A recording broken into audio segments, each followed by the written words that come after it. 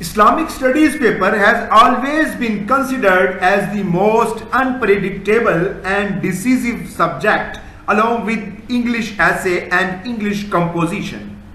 The prime reason has been the fact that this paper has to be passed on its own, unlike the three general knowledge papers that comprise current affairs, Pakistan affairs and general science and ability, where you need to score an aggregate of 120 marks out of 300. Thus, each year's result surprised many, as most of the failed candidates were a victim of this paper. Purely for the sake of paper, set aside your confidence in your command over your faith and seize this opportunity to study Islam in detail. The failure of so many candidates does not mean that their faith is incomplete. Rather, they fail to understand the essence of questions. There are also many false notions and myths about this paper that the candidates must give moderate views in paper or otherwise prepare to be failed. These notions are false and absurd. There is no room for confusion in Islam, so give your clear-cut view, but do not forget to prove it with the effective arguments and examples. The paper demands a critical approach in every attempted question. Moreover, try to understand contemporary problems from Islamic point of law. It means that the aspirant is asked to answer a question where the solution to a current problem is sought in the light of Islam. There is one more confusion about this paper is attempting in Urdu or English. This is no issue, as the main purpose is checking your knowledge. English or Urdu does not carry any marks of their own, but your argumentation and presentation does. So choose the language in which you can best attempt the paper. There has been a wrong perception that any particular medium of expression can fetch you more marks as compared to the other one. It is highly recommended that you had better go with the medium of expression which you feel at home and can express yourself in a better manner, be that English or Urdu. In my personal capacity and recommendation, I suggest that one should opt this paper in English because of the following reasons.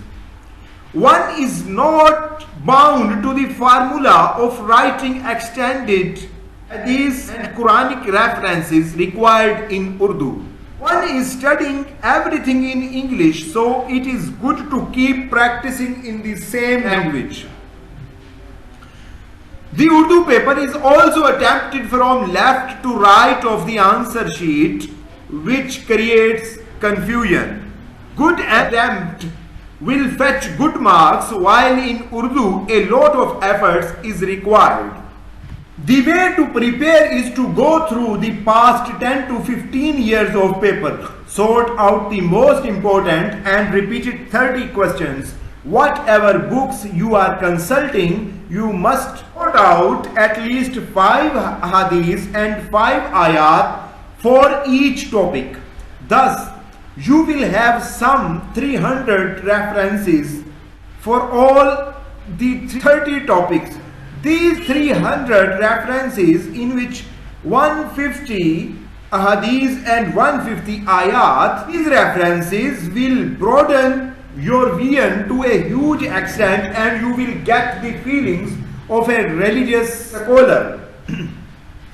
Whatever opinion you hold while answering a question will surely be immensely supported by the references. Another very important point worth bearing in mind is that there are diverse opinions regarding the manners of putting the references. If you can quote any reference in indirect speech by using your own words, but the same message as embodies by the reference. It is considered to be a good approach. If you can remember the exact word of any reference and can state correctly, it is reckoned as a better approach. It is a better approach. But if you can recall the exact words of any reference along with its references, it will surely be the best approach and will fetch you maximum marks. Some suggestions can be helpful in improving the quality of your answer to get the maximum score. Proper, coherent and impressive introduction to an answer is a prerequisite to a scoring high in Islamic studies paper. After providing an impressive introduction, the answer should be written in a style that is simply rational and coherent. Try to make an outline of each question. Be focused that what you are going to write. There are usually 3 types of sentences that are issue-based, argumentative, which may support the issue at hand, and concluding, which are usually suggestion-based.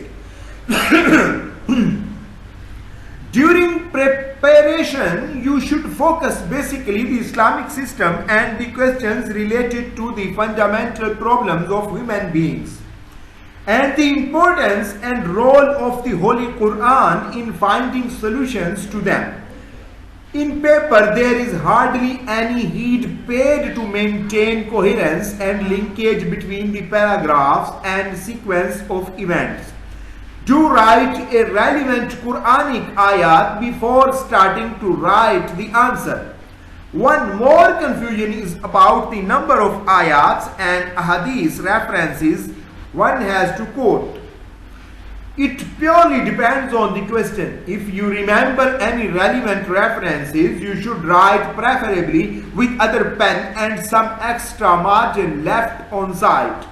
But even if you do not quote any reference, this would not mean a big difference. Many candidates could not quote a single reference in Islamic studies paper and still scored 70% marks in it. Use of headings is purely defined by the question asked.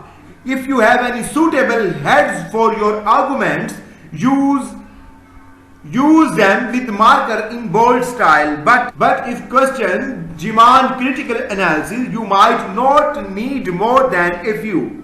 Objecting others is unfortunately rampant in our society. We hear criticism of every sort almost round the clock, but in CSS exam it is not approved of by the examiners. They just want to assess that which candidate has actually understood the issue and what suggestions he has to help resolve the said issue. It has been witnessed that some students become more than necessary critical while writing the answer to questions related to Western culture or civilization or those related to the issues of women. However, to score high, a balanced approach must be followed. The students do read the books, but they fail to utilize their analytical skills and creativity while writing down their answers. Students should consciously try to think about the contemporary challenges to Islam and the ways to tackle those. Aspirants should pay attention to the prevailing trend of questions in the actual paper. So read quality books and analyze. Numerous aspirants having no academic background in Islamic studies need a lot of guidance, but they do not bother to seek any. The last but not least are spelling and grammar mistakes. Try to avoid them in the paper.